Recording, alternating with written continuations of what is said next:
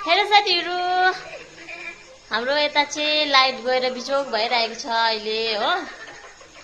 अन्त नानीहरु चाहिँ यहाँ मस्त बसेर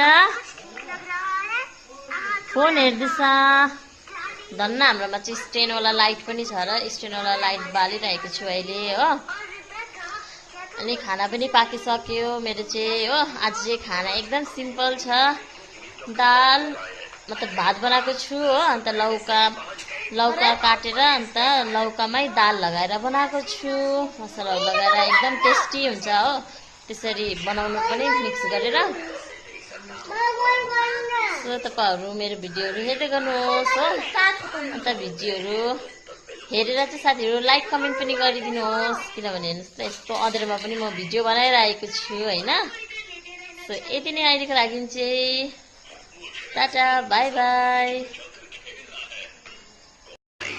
साथीहरु अहिले चाहिँ लाइन पनि आयो। अन्त म चाहिँ नानीहरुलाई खाना खुवाउनु आँटेको।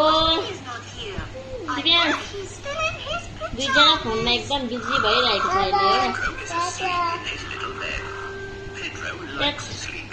टाटा बाई बाई चाहिँ किन भनेको? म मन खाएको ल भन न।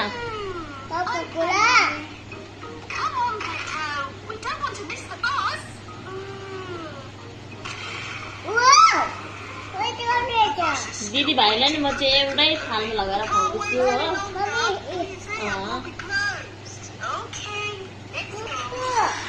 दिन्छु नि त, पहिला खाँदै गर न त। चिची भनिहाल्छ। ए तिमी नखाने? यता चाहिँ दिदीले ल्याइदिनु भएको थियो देशी कुखुराको झोल नानीहरूको लागि।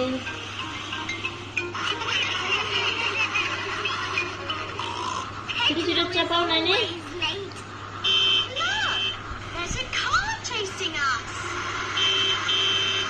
दिव्यांश यता हेर। दिव्यांश छिटो न।